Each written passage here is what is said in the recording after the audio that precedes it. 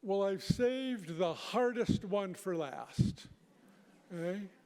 This one is a hard one, and I'm not so sure I know the answers to these because this is new territory when we talk about the community, forgiveness and love within the community. And so let's just see and think along with me, because we haven't gone here yet, but we definitely want to head in this kind of a direction. My first question is, what makes a good community? Sadly, I think we've lost the image of what a community is. I think we as philosophers who try to use the idea of analysis and logic, we've lost it. Because I think if we took a little poll outside, we would see that perhaps it is how well people communicate, how often people get together, how well informed they are by social media, if we have good homes, good running water, what else? Fair wages, public safety. I think all of that would be on the docket, okay? But if you noticed in my list, everything here dealt with behavior. There wasn't one thing that dealt with a good community going beyond that. Okay? What about the heart? We've been talking about the heart now for 2 days. And I want to go full circle to what Mr. Little said at the very beginning of yesterday. He gave a quote from Millard Fuller to me, and I want to say that again because it has direct relevance for what a community is. And it's very simple. He said to me, if you'll recall, we build the houses. That's what Millard Fuller did. He's no longer among the living. For Habitat for Humanity, you build the hearts. And unless we build the hearts, the people don't stay in the homes. They can't really stay in the homes. And so what we have to do is we have to start building hearts within communities, and modern societies have lost the sense of that, okay? We must begin with the heart. And I say that we have to once again do this because did you know that in the old days with Socrates, Plato, and Aristotle, when they talked about the good community, they always, and without exception, no questions asked, they talked about the heart, okay? In the Aristotelian world, he was a disciple of Plato. Plato always said that if you want a good community, you have to start with the moral virtues by understanding them and choosing them with your free will. Right? He wrote an entire book about a good community, and he basically said it comes down to the virtues. Oh yeah? Okay. Well, what kind? He said that has to be the 4 cardinal virtues. You have to start in your own heart to have a good community. You have to start by cultivating justice, temperance, courage, and wisdom. Justice, temperance, courage, and wisdom. You have to do each one of these, okay? And what do we mean by these? Justice is the fair exchange that leads to harmony. Right? And without that, we really don't have a community at all. You have to be motivated and understand and behave in a way to give what you can to the community. Courage is going ahead despite fear.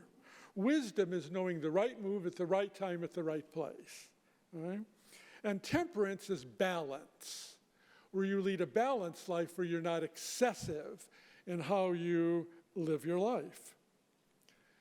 Did you know that forgiveness can actually help balance the cardinal virtues?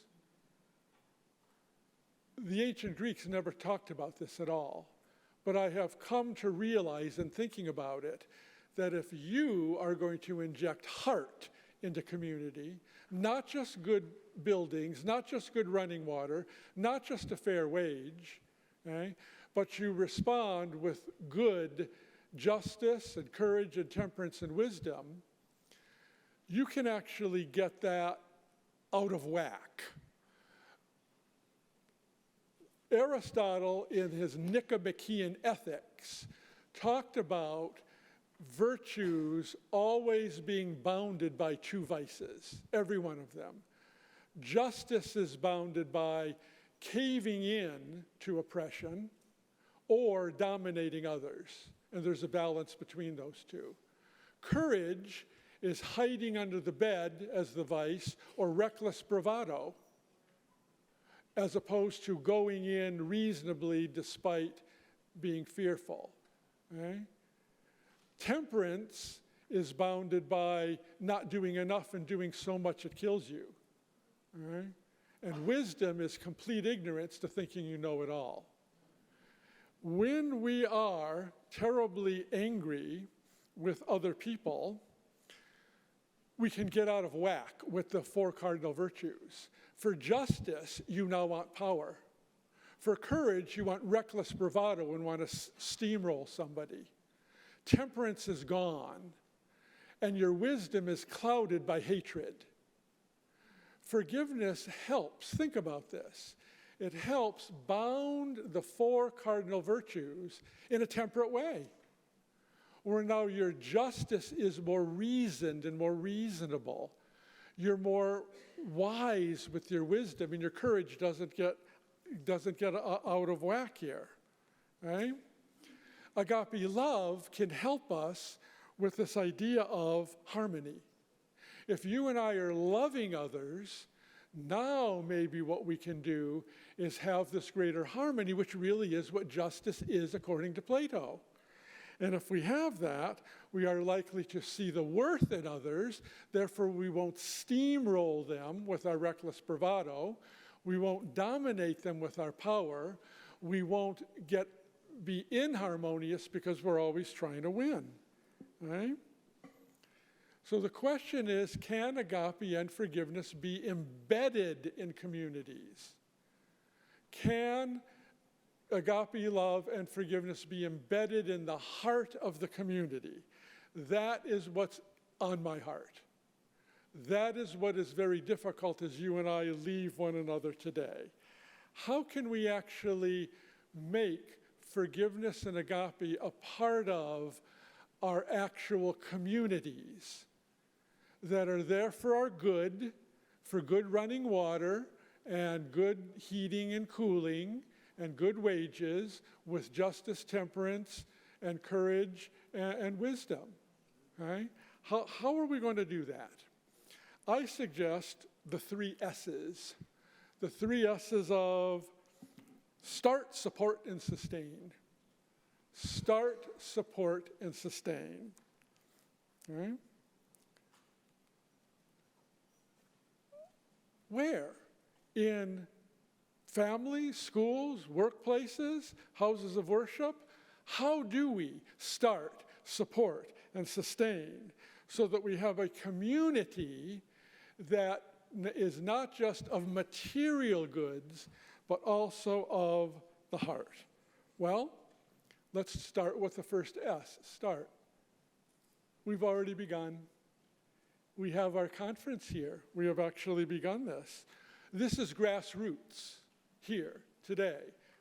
Yesterday, we're in the grassroots of trying to create a community that is harmonious, that is in balance, and that is virtuous. All right? One person at a time, one act at a time, one school at a time. Where will you start? Where will I start? All right? Well, what we have to do is each person first individually has to make the decision when you go out of here, not just to think about what happened in this conference, but to, I'm again talking in an Aristotelian sense, try to develop a love of these virtues. That's a challenge. Don't just know them. Don't just practice them. The key here is to try and develop a love of the virtues so that they're in your human heart and they stay in your human heart. And then maybe you can start in small ways. For example, Mr. Jonathan Little, thank you for being here, sir, the Wisconsin Broadcasters Hall of Fame, has actually made some radio spots that he plays on different radio stations. That's just one example. The love of the virtues have led to a grassroots idea by Mr. Jonathan Little, and these are available for any radio station anywhere in the country or anywhere that actually speaks English. Right? Here's some examples of starting on the family level. First of all, the parents are encouraged to create a space and a time, maybe once a week, where they get together, and if they're not parents, as couple, and they simply talk with one another. And it could be a family gathering or a person-to-person gathering, where they talk about questions of love, and they talk about questions of forgiveness, and they put it up front concretely. Okay? Here's an example of the family gathering with regard to the question of forgiveness. Was anyone in particular unfair to you or mean to you this week? What were your thoughts? What did it feel like? Okay? What are your responses to this? How did you behave? And if you've not forgiven, then what do you have to do to accomplish this? And so it's concrete, it's individual, it's starting, but if you don't have a love of the virtue, it won't remain in you. Right? Here's an example of starting in schools. What we can do is we can build a culture in the school where, for example, educators here today who have come many thousands of miles can start on the grassroots level within your own school and not let it stop just because our research together has stopped. And you can talk about forgiveness just the way Dr. Aldaba said, and just like the courageous teachers from Galilee, okay, and from Belfast and from Taiwan, and see what you can do on your own grassroots level for something concrete, just like in the family, where you can set aside time even a little bit to see if you can get something going here, okay?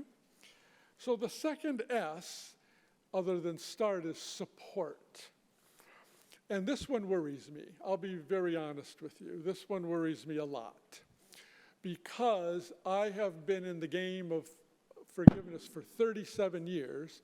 I've been in the game of forgiveness within schools for 20 years. And you know what I see as the biggest impediment to agape love and forgiveness in schools or families or workplaces?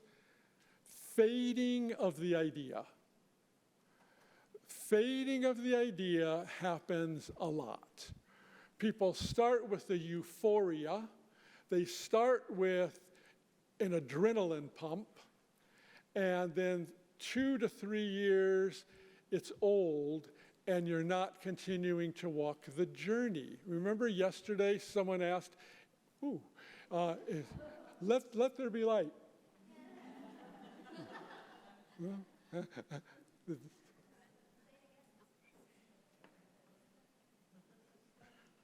Okay, let's see if my let there be light works. Ah, there you go. It worked. This is great. Whoa, very good. Okay. And so this idea of fading can happen. And I had said yesterday in response to, well, why isn't forgiveness just a skill?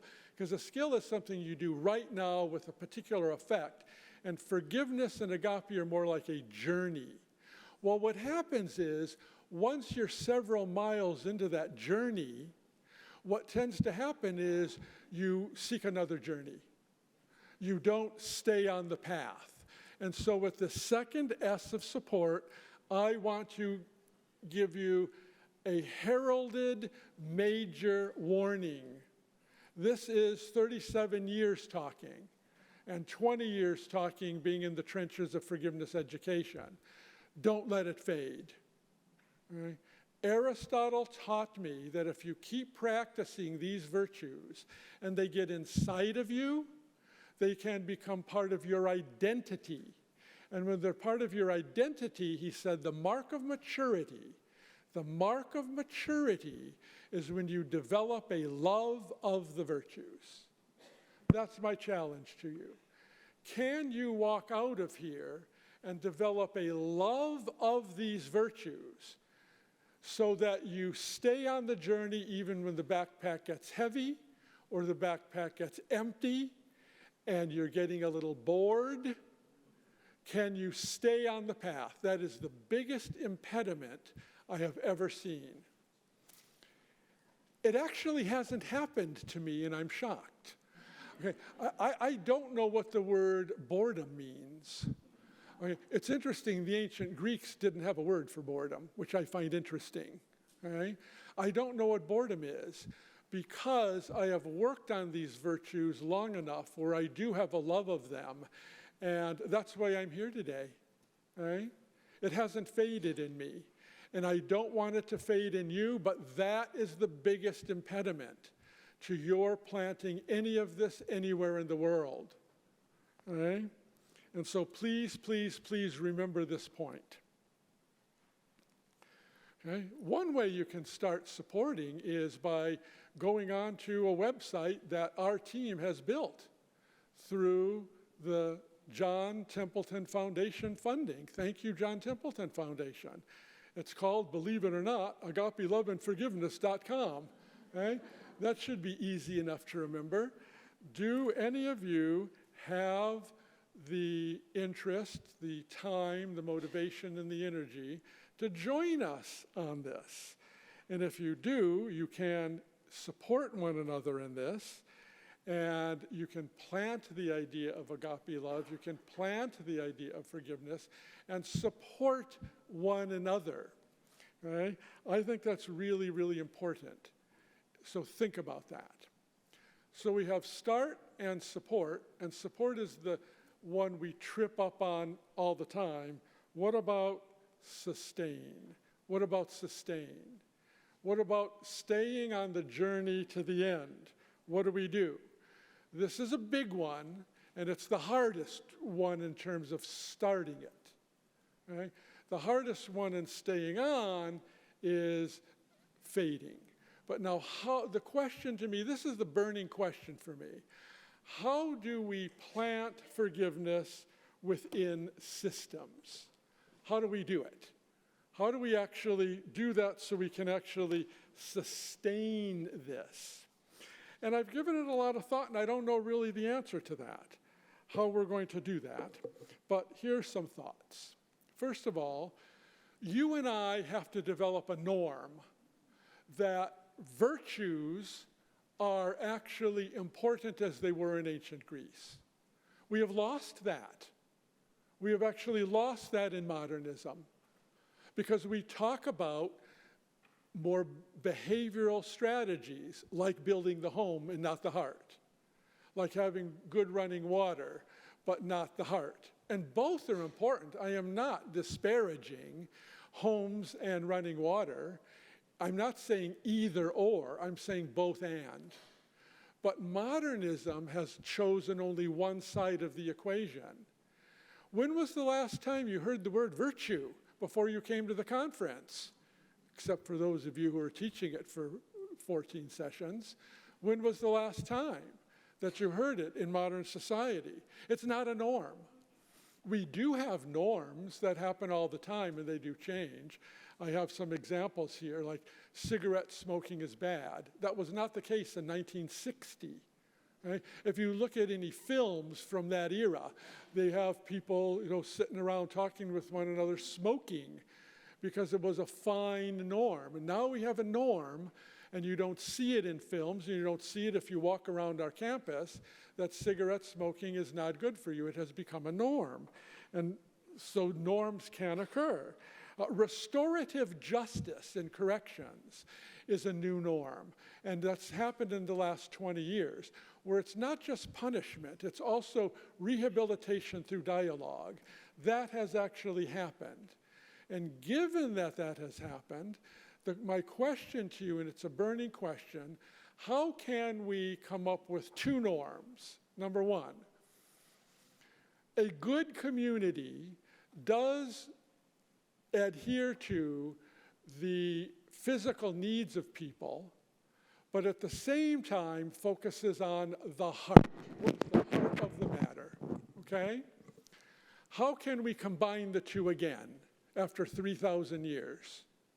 Right? That's a very important question that I think we really have to address.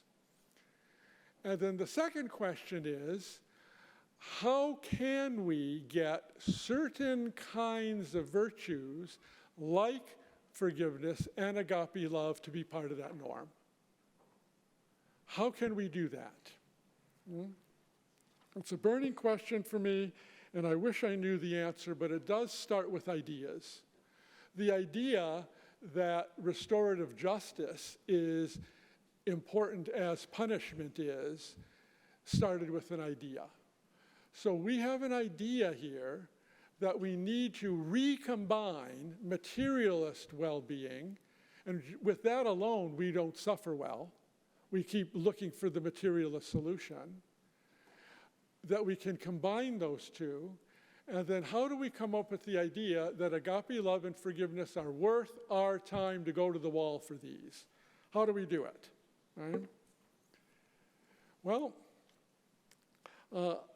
I recall the late Rabbi Jonathan Sacks, who gave a talk at our Jerusalem conference in 2017, and he was asked, how do we sustain, it was particularly about forgiveness, how do we sustain that? And he thought about it, and you could tell he really hadn't thought about it much. And he said something that I had not thought about before. So he was my teacher, Rabbi Jonathan Sacks, S-A-C-K-S. Sir Rabbi Jonathan Sacks, he's exalted in London, okay? And he said, I think we have to interest the leaders. Somehow we don't just do grassroots work, we have to get the leaders interested. How do we get leaders to develop a love of the virtues when they're not necessarily reinforced for that? How do we get leaders to develop a love of the virtues, and specifically a love of the virtues that have been ignored for 3,400 years, okay? Love and forgiveness. How do we do that? Well, did you realize today we actually had a model for that? Her name is Dr. Judith Aldaba. Right? She is a leader of over 20 schools in the Manila area, and when she came up with the idea of forgiveness several years ago, everybody said no. Everybody said no. You know what happens with me and my university when people say no to me about forgiveness?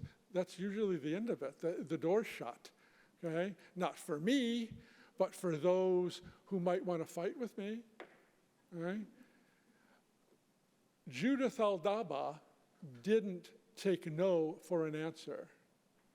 Judith Aldaba fought for it, and now she has 25 schools engaged all up and down the Philippines because she had a heart for this. She developed a love for this.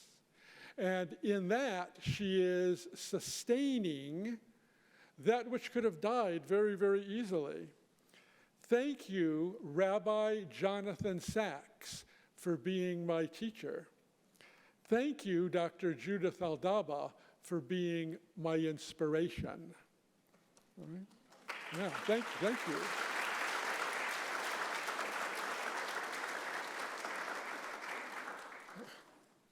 Okay, so let's see, we've done that one.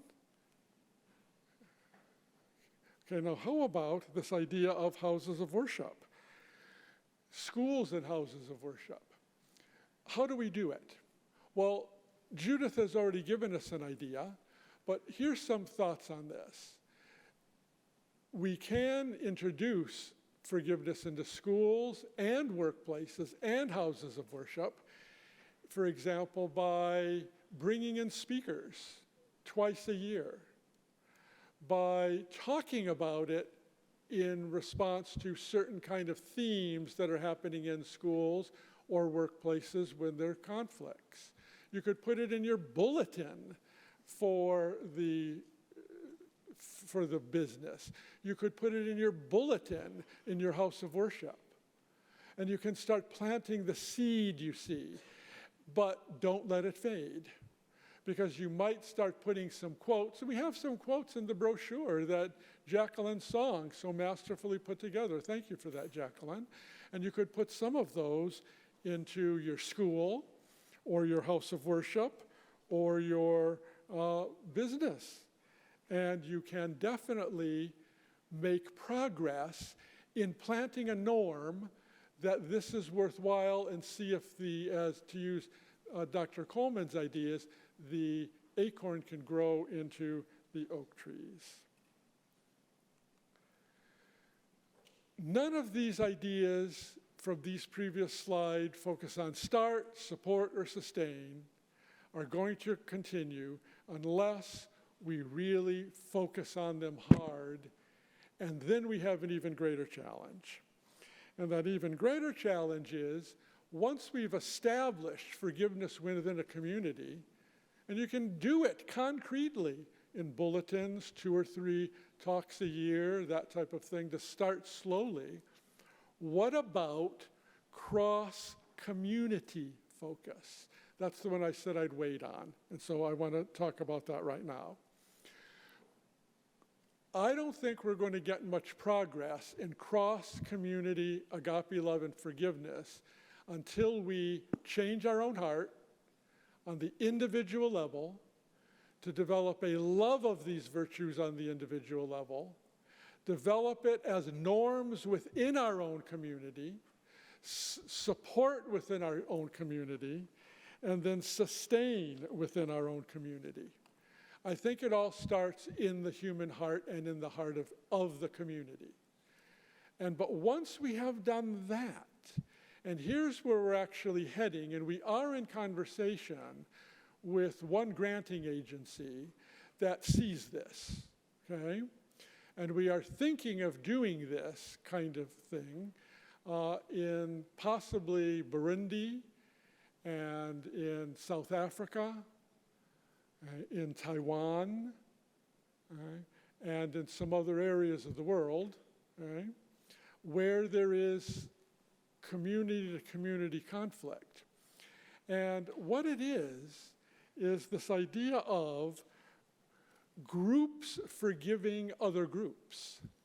And you're not going to do that unless you have people who have hit the forgiveness gym and built their forgiveness muscle and have become forgivingly fit and agape fit within their own heart and within their own family and within their own community. And then we can ask the question, what about group-to-group forgiving? Okay?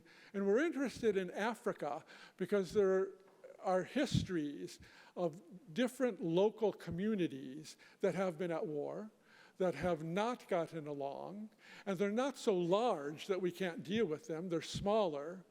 And if we can build up the individual heart and the community heart, can we then focus that community on the other community with the question, are we able as a community to forgive that other community?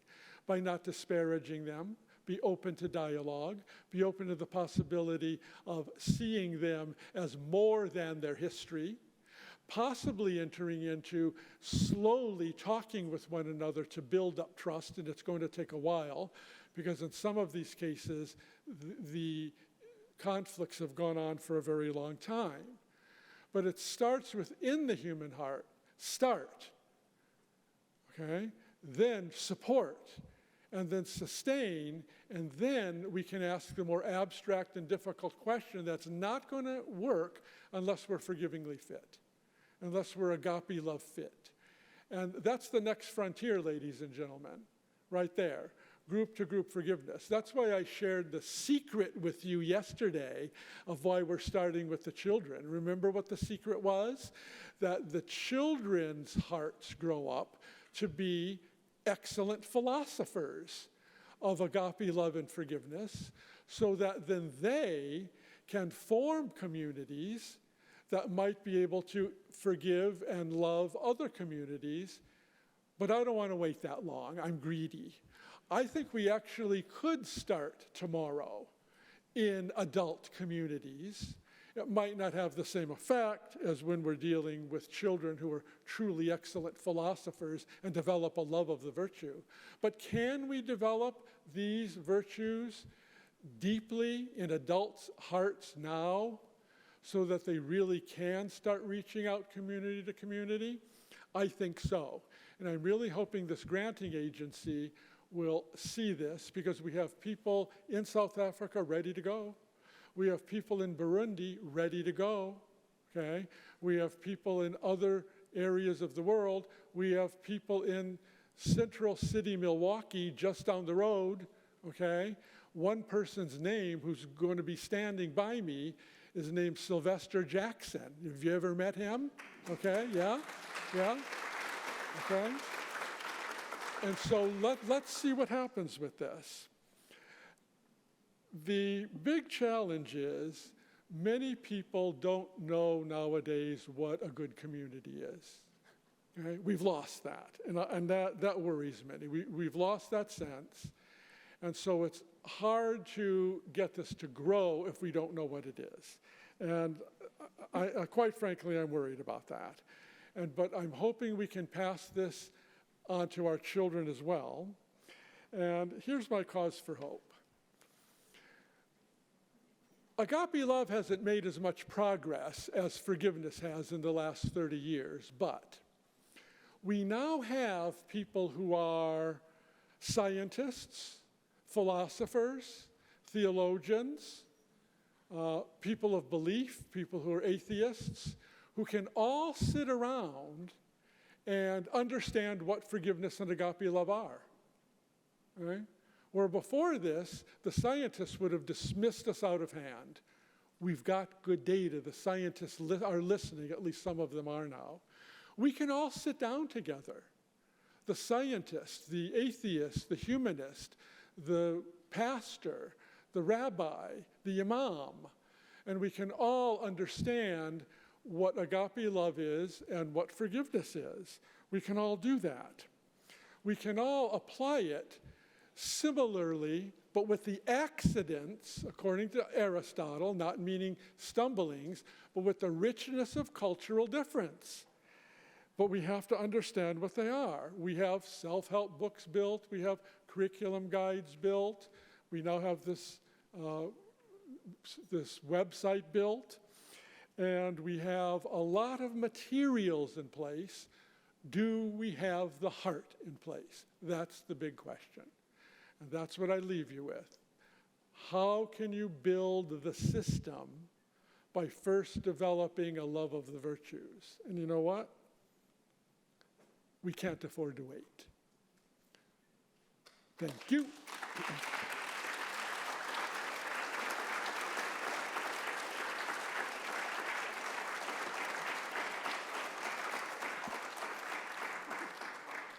According to the schedule, we have some question and answer regarding this, what I've just gone through, and then I'll have some closing remarks, and then we're actually going to have another little treat for you after my closing remarks.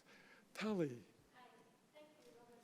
That was inspiring. inspiring as much as the many other conversations and speeches today.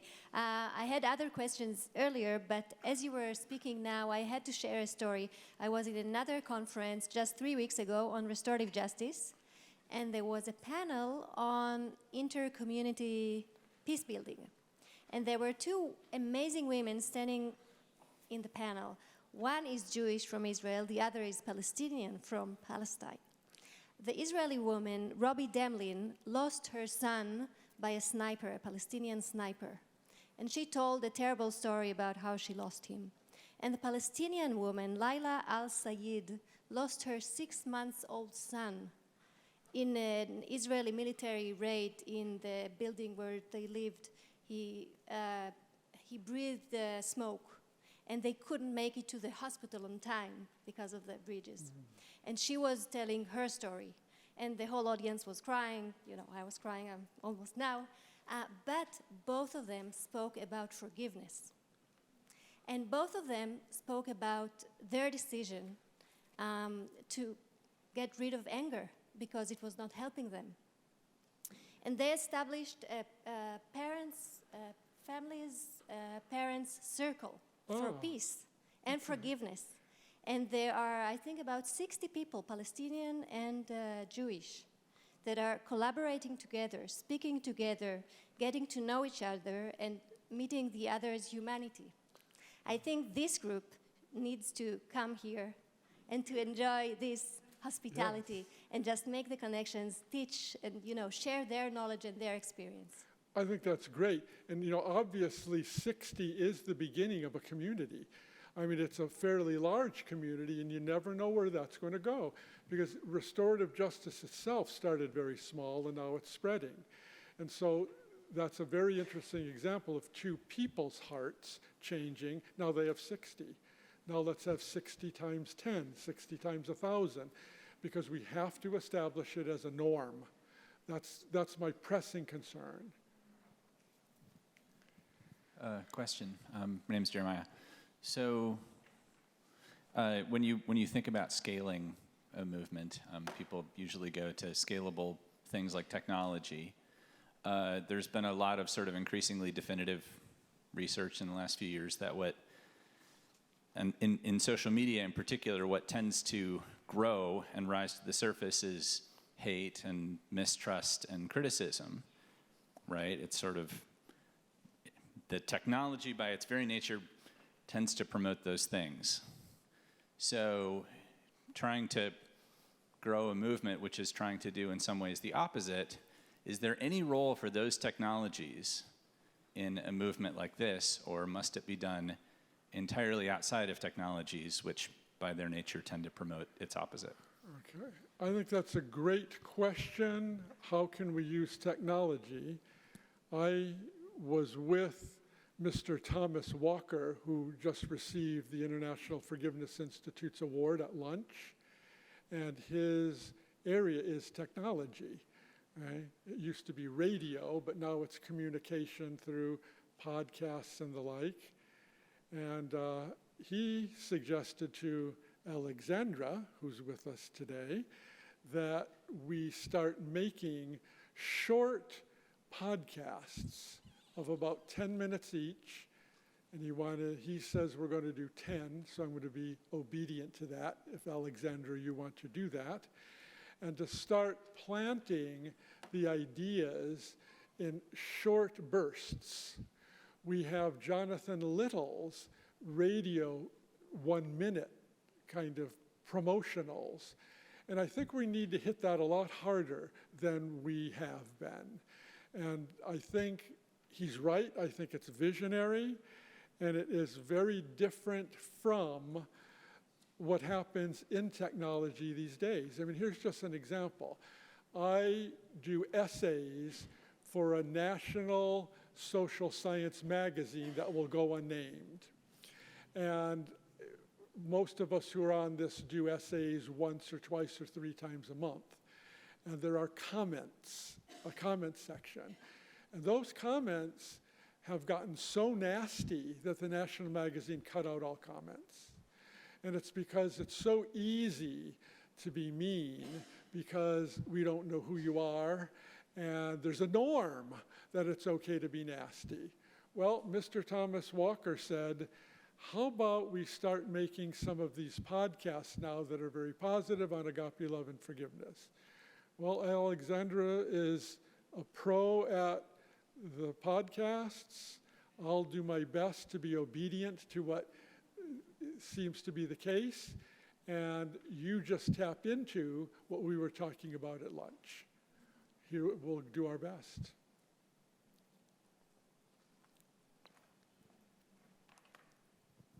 I was recently at a writers' conference, and they were explaining that social media does not promote books. That it turns out, oddly enough, they, for example, had taken a YouTube star with 1 million people and published that person's book, and they only sold 2,000 books.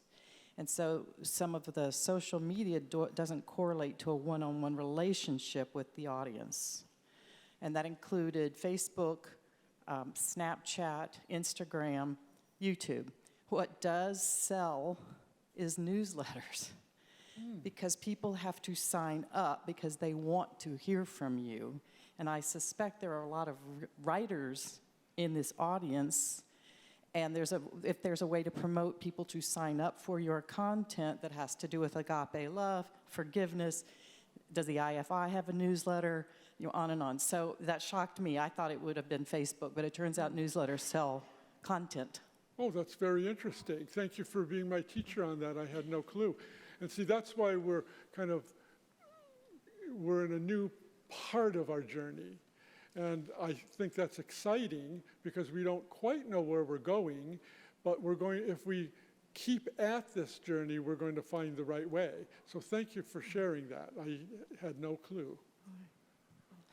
I also think Instagram could be a good way to promote more knowledge and education about forgiveness. I think that people's attention has decreased since the pandemic, and I think we need quick ways to grab their attention, and Instagram can be a quote, a picture with accurate knowledge about forgiveness, and then for more information, and they can go to the website. Do you know that forgiveness does not mean forgetting? Do you know that when you forgive, you don't have to reconcile with the person who hurt you? Just because there's a lot of misconceptions about forgiveness, and I think we have to attract people to the idea of forgiveness with some quick and simple information, and then when they're hooked, provide them with the newsletter and the website and more ways to get information. But what I found even with my own attention is that if it's a long thing, I might not have the sustained attention to read it, but finding out a little quick bit of information can be a way to attract people to this idea. See, again, that sounds very interesting to me. I'd be very interested in the comment section if they opened it up, because you get a lot of misinformation, but could we correct it? And I think it's definitely worth exploring. Hi. I'm looking forward to doing our short podcast. That's Alexandra, everybody. Hello. Right there. There you go. It's my privilege, really. I wanted to comment, Dr. Coleman mentioned Carl Jung, psychologist Carl Jung, a bunch of times.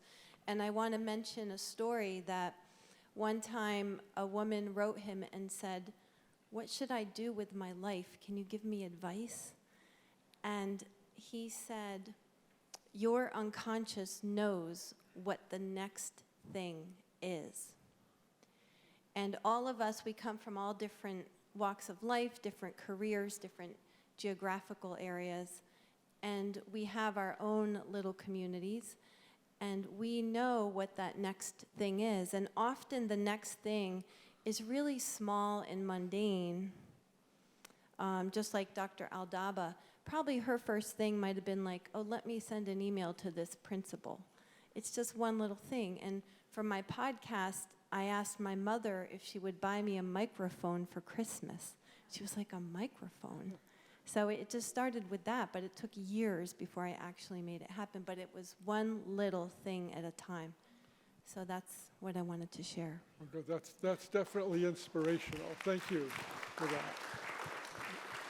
Why don't we take one more here, and then I'll just do a little wrap up, and then we have one more. I just wanted to ask about the snips or the clips that Mr. Little has, if they're considered public service announcements. Yes. So you yeah. could get to a radio station or something like that and ask them. Exactly. If they, because then they put it on for free. Correct. Is that how it usually works? I don't know. Well, yeah, they should. We'll never forgive them if they make us pay. How's that? Yeah, and thank you, Jonathan, for doing those. Okay, why don't I just make just one more comment, and then there's just one more thing that Katrina has in mind for us. Here's one thing I've learned by being a psychologist. Psychology itself has not been all that big on the virtues at all. Psychology, I have found, and I didn't even know this when I was getting an undergraduate degree and a graduate degree and going through the 10-year process, it focuses so much on technique. For example, one of the founding pioneers of psychology would be Sigmund Freud and psychoanalysis. And his idea for improvement is to make that which is unconscious conscious. That's a big, big part. I'm not stereotyping all of psychoanalysis with this, because there's much, much more to it than that. But that's one kind of big issue, to make that which is unconscious conscious. Well, once I become conscious of how angry I am, and you heard Sylvester's story, what do you do with that?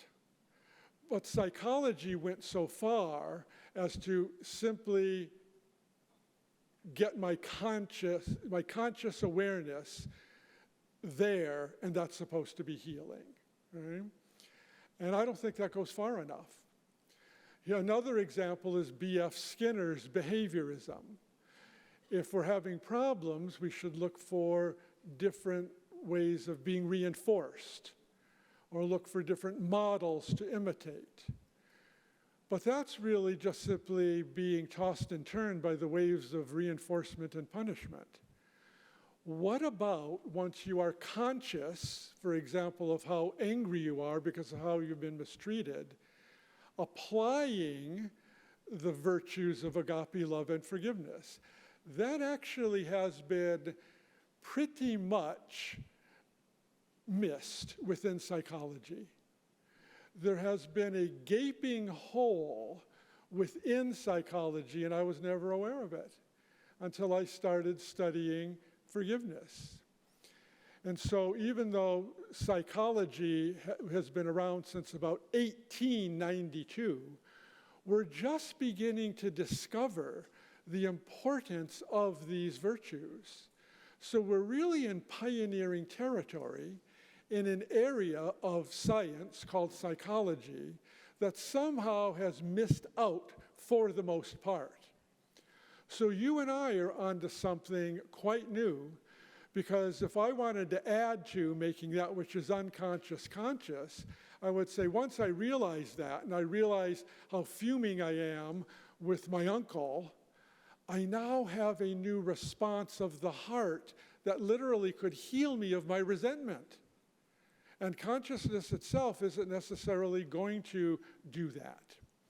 So I want us to go with a pioneering spirit, knowing that you and I have a story that is beginning to be written, but it's not finished. And I want you to be part of the story.